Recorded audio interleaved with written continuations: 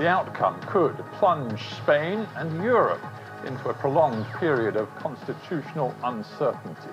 My guest is Raül Romeva, a leader of the pro-independence coalition in that regional pole.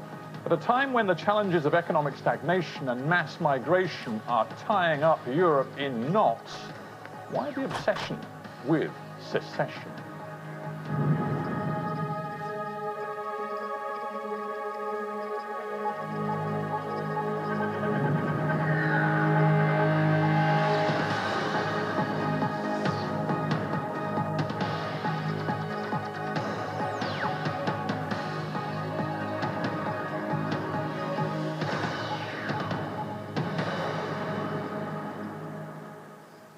Raül Romeva, welcome to Hard Talk. Thank you for inviting us. I'm sure you would agree that right now Europe faces massive challenges on a continental scale, and yet here you sit, a man seemingly obsessed with a local parochial issue in Catalonia. Why? Well, that's putting it a bit, let's say, controversial. I wouldn't say it that way.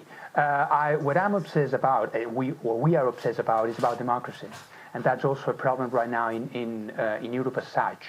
The question is that it's not a local issue in the sense that is one part that has become crazy and suddenly they want to be something different. The real truth is that for decades the situation has been commanded in a very, let's say, politically respectful way until a certain moment where the situation has become very tense. Why? Because when democratically the people in Catalonia has been repeatedly voting on some issues, and the response coming from the central government, which means the government of Madrid, has been always trying to impede that democratic voice to be heard, then the people in Catalonia get frustrated. And this is something that has happened in the last years and decades. But so you say your premise is it's all about democracy, giving the people a voice. But what you have done and what you are doing in this poll that you have in the region at the end of the month is you're hijacking what is basically an election for a regional assembly and saying to the people of Catalonia, no, forget about the regional assembly, let's make it a de facto referendum on independence. And that's not actually fair, is it? Because many local people probably want to vote on the local economy, they want to vote on social issues, and you're saying, no, you can't do that, you've got to vote on independence. No, you can do. I mean, you can do whatever you want. I mean, these are, let's say, a normal election for some, but the problem is that we tried for years to make a referendum, which means that we wanted to know democratically what the people think about that issue, which is an important one. Sure, but the Madrid courts have decided, along with the government in Madrid, that is illegal. Exactly. Well, that's the main problem. Well, you've got to accept law, unless you're an anarchist. Well, no, I'm not. But anyway, in Europe, we have two principles that are in equal level, which is the rule of law and democracy. And when laws are not fulfilling the rights and the needs of the people, and there is a huge majority of people, I don't know if it's majority yet, we'll know, but it's a huge amount of people demonstrating on the streets year after year. Let me tell you something. When you have a country where you have 1.5 million or 2 million of people every year demonstrating peacefully, massively and peacefully out of 7.5 million, I think that I would be asking myself, why is this happening? And that's exactly what we are trying to explain to the rest of Spain and to Europe. But are you a man of principle or are you not? Because right now you sit with me as frankly, the de facto leader of the coalition in favor of independence. Yes. And your bedfellows in this movement are, for example, Artur Mas, the well-known leader of the regional government, who is a centre-right politician who's very friendly with big business. You are a former Green, who've spent your political career fighting for the environment. And I will still be doing. Right, so you don't agree at all with him. You don't agree with the nationalist right wing, which is also part of your coalition. What on earth is this coalition all about? Well, because it has to do with tools. It has to do with capabilities. It has to do with institutional capabilities in order to do things that you cannot do now. In order to give offers, to give responses to the people's demand, you need two things. normative capacity, which means the possibility of making laws that need to be done in order to respond. Well, hang on a minute. That's just hang on. That's political jargon. Exactly. The bottom line is you're sitting there in a movement for independence where half the people like you are leftists who are anti-austerity, who want a much bigger state and they want a much more left-of-centre politics. Sure. And the other half of your group are all rightists who believe in austerity, no, but that who believe in capitalism, which you don't. Well, I mean, that it should be nuanced. I mean, well, frankly, if you win, the Catalonia that you want to be independent is going to be a complete mess. No, wait, on the contrary. Because all of you people in this movement don't agree with each other. No, on the contrary, for two reasons. First one, this is a very temporary coalition. I mean, sometimes in history, you need to agree with somebody with the one you differed on in order to find something that is better for both, and if it's better for everybody, the common good. You need to agree with an opponent in order to give something good for the common. That's what we've done. Second, this is a transitorial period. This is a transition that, according to us, it should be as short as possible, which means that next elections, we will face a normal elections where you will have ideologies confronting each other, which is fine. That's exactly the goal we have on that strategy. Do you fear that you've somehow missed the moment of maximum opportunity here? Because the polls do suggest that the support for independence in Catalonia is actually going down. And some polls now suggest that the opponents of independence I think that's may not have a small right. lead. I think that's not right. I mean, it depends on the polls you look. That's right. The problem is, you know, the polls are polls. I mean, polls are very much often used in one sense or the other, depending on who is using them. That's one thing. But on the second thing, the best poll we can have is to let the people vote. That's what we've been asking for years. I mean, we wanted to know what the people think about this. If the people really want this, I think the people has the right to be heard. If the people mostly say, no, that's not what we don't want, end of story. The problem is that there is a central government who has been deaf and is a bit even demophobic. And that's what worries me very much. Because even if you don't agree with independence as a destiny, as a fate, you can agree that this needs to be solved in a democratic way. And that makes a lot of people who is in favor of not, let's say, secession or independence, but is in favor of voting because this needs to be asked to the people. All right. Well, democracy, to me, is the more important. You keep telling me about the importance of democracy. Let's get real. Let's talk about the degree to which yours, in the end, is fantasy politics. Because you know, as well as I do, that the Spanish Constitution is quite clear. It talks about the indissoluble unity of the Spanish nation. And you simply cannot legally contemplate getting independence without the say-so of Madrid. Yes and no. The Constitution can be read in many ways. Actually, you can have very constitutional experts who are reading the Constitution in different ways. It does Enrique Alvarez, professor of constitutional law, quote, the Spanish Constitution simply does not permit secession. Well, it's his interpretation. You can read many others who are saying, actually, the fact that it's not banned in the Spanish Constitution makes, in fact, that this is a possibility that you can that's consider. Preposterous. I'm sure there are an awful lot of other things that are banned in the Spanish Constitution which are simply not possible. But you can negotiate at all levels if there is a democratic principle behind this. And that's exactly what we're asking. If you have a democratic mandate, you should be able to talk about this. Listen, one thing I'm very much admire of, for instance, of the UK, is this old democratic, let's say, story behind. The democracy in Spain is quite new, let's be frank about this. I mean, it's quite years, just after Francoism, we are a bit new about this.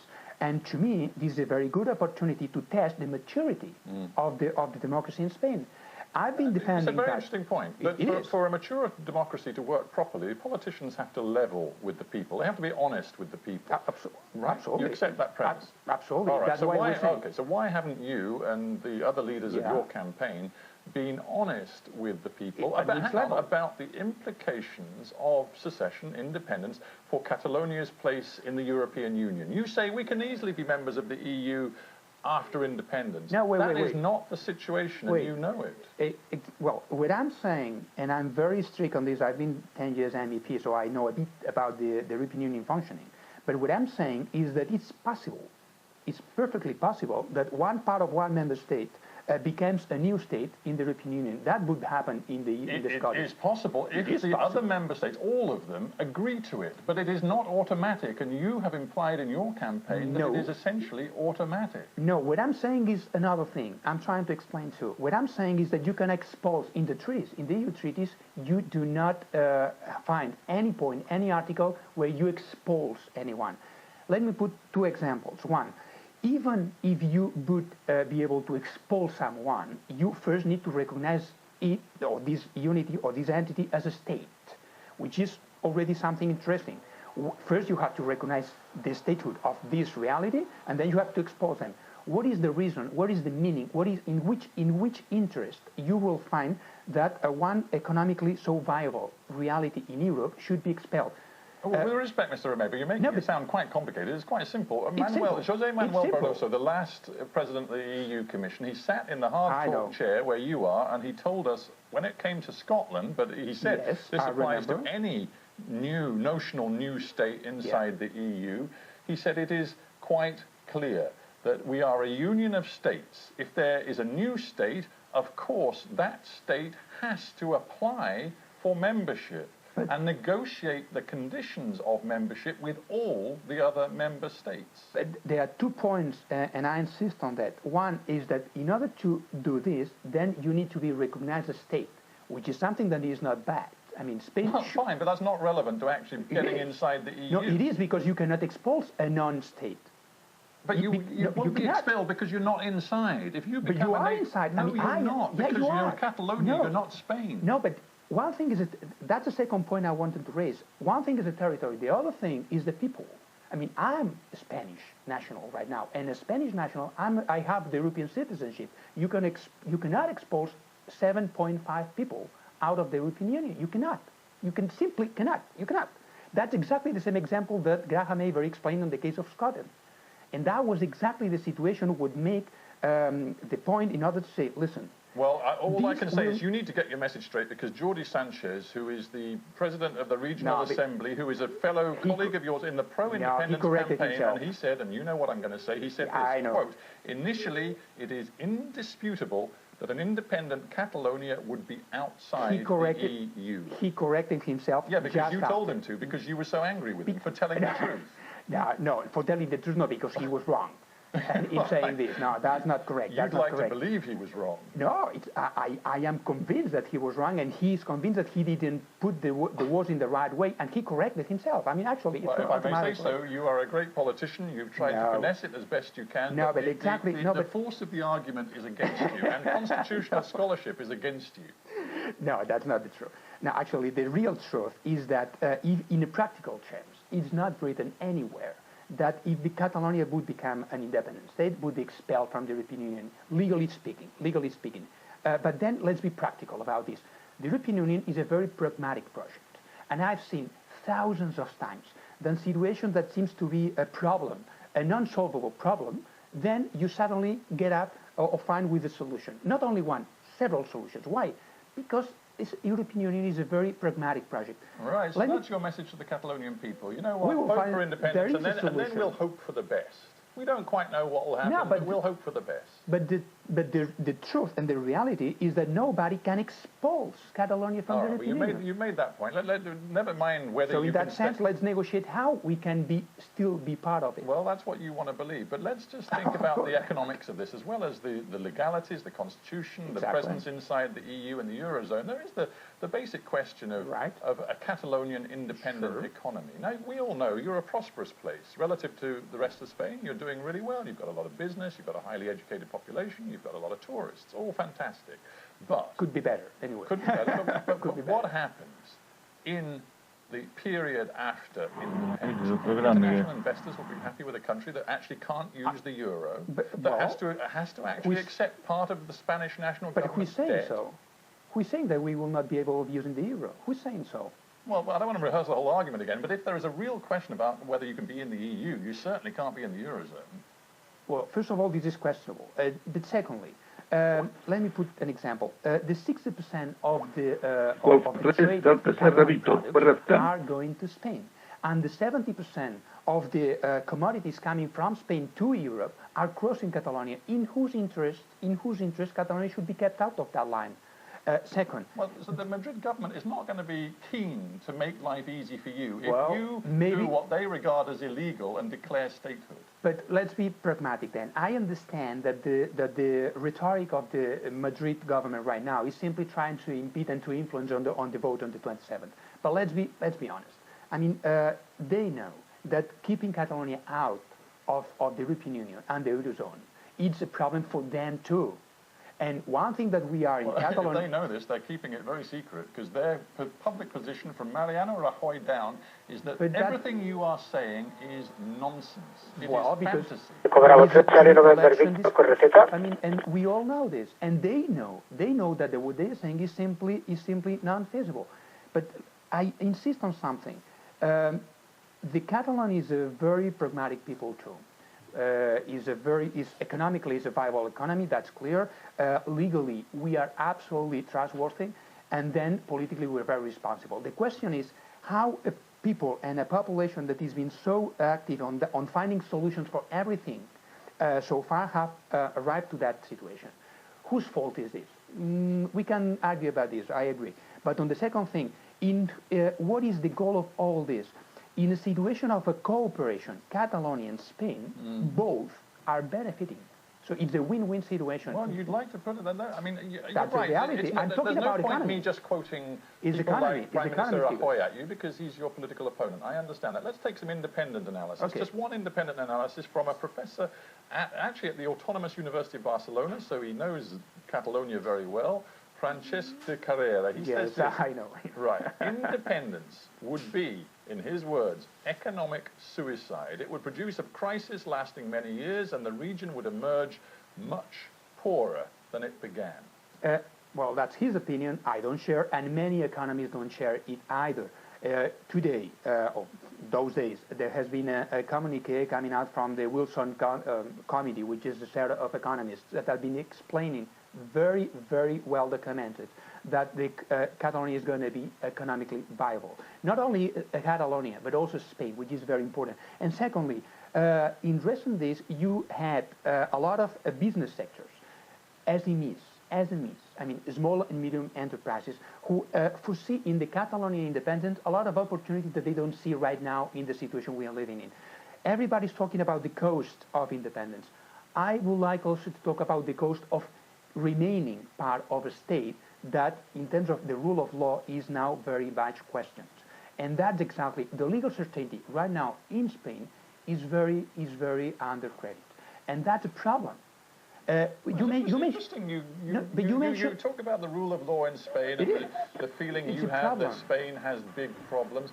Your key allies in the independence movement are the big establishment party, the Nationalist Party, CDC, right? Yeah. Now, the longtime leader of the CDC, Jordi Pujol, has just admitted publicly to his own people that for many years he's been running secret bank accounts in Andorra and other places where he has kept millions of euros beyond the Spanish taxman.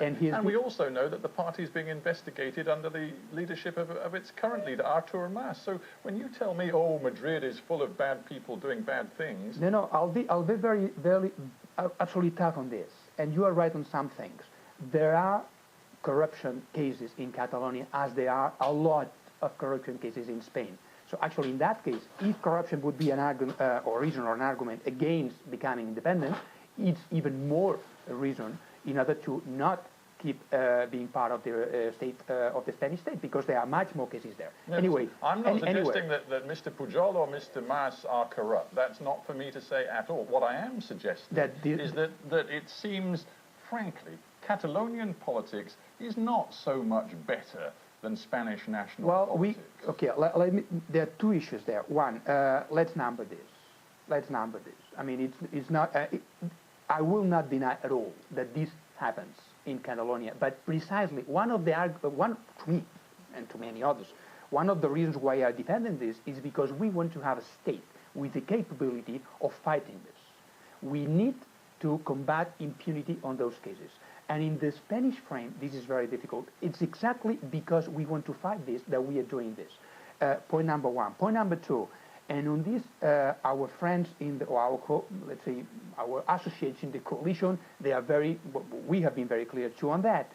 A single case of this will have to be combated from the beginning, and the responsible will have to admit the consequences and respond for this. No exceptions, no exceptions. And this is clear. But this does not impede the need to have a new state who has the tools and the capabilities in order to combat this from the beginning. And that's important too. Yeah, so you say, look, you know, we are going to build a Catalonia that is full of integrity. Yeah. Does it worry you that when one looks at the rest of Spain, it is clear that they look at Catalonians today, particularly advocates of independence like yourself, and they see people who are selfish and greedy and not prepared to show solidarity with a nation that is trying to pick itself up from economic misery? Well, I think that if you look at the figures, right, in the history, that's completely false. That's wrong. That's wrong. I mean, that image is completely wrong. What's wrong about it? You guys want to leave because you're more prosperous than they are, and you don't want any sort of redistribution so that your wealth helps the rest of Spain. Well, that's okay. Let's talk about figures. Catalonia has the 16% of the population. Is producing the 20% of the GDP on the whole Spain, and is receiving the 10% of the investments. Is that to be a non-solidary country? I think that should be a quite responsible country. But you want to change that equation because you want economic independence. What we want is a fairness situation. Is a situation where if you have to pay more because you are more, let's say, wealthy. I mean, I come from the left. I mean, there is out of question. This is absolutely normal. But then it's normal as well to ask that in terms of investments, there is a return which is fair. And that's exactly the debate we're trying to put. And when we try, let me finish this because that's important. We have been trying to tackle this for years, proposing fiscal pacts, proposing, let's say, a level of fairness and a way of investments that would be suitable to the needs of the people, not of the country, of the people in Catalonia. And this has not been possible to be done until now. All right. Before we end, let's return to the big European picture. You must have been massively disappointed when the people of Scotland decided ultimately to vote to stay in the Union and not for independence. You were hoping they would be the pioneers, the model for you, and it hasn't worked that way. What I really think is an example for the whole world is the process itself. I mean, to let the Scottish vote, to me, was a show of democracy that is chapeau. I mean, and now I'm telling this, I've been sharing in the MEP, in the European Parliament, a lot of seats with some colleagues, British ones, Labours, Tories, and they was always saying the same. I will fight until the end for Scotland to remain part of the UK, but I will fight until the end as well for them to be able to vote on this. I admire this. I want to see this in our Spanish colleagues. I understand what you are saying, but do you not accept that at a time when Europe is full of uncertainty, economic challenges, the challenge of mass migration, this is the last time in the world that most Europeans, probably including most Catalans, want to take a profound risk? But let's put it in another way. In a cooperation relation, Catalonia and Spain, they are much more fruitful and useful to the European economy than in a permanent conflict situation. And that's what we are now. We are in a permanent conflict situation where the Spanish government is investing everything against Catalonia, and in Catalonia they are defending every day about these continuous attacks coming from Spain. In a cooperation frame, everybody is benefiting from it. Everybody. You have said that you believe if the poll goes your way at the end of September and you get a big vote pro-independence, you can deliver nationhood within 18 months. Yes or no? Are you really, really serious about that? Absolutely. That's the plan. If we are mandated for doing this, I mean, we will have to listen to the people. That's exactly the situation. But we want to do in two bases. One, legal certainty is a must. Legal certainty is guaranteed. We know how to do it, and we have the expertise for doing it in a very responsible way. No doubt about this. Well, we have to end there. But Raül Romeva, thank you so much for being on Hardtalk. Thank you very much indeed. My pleasure.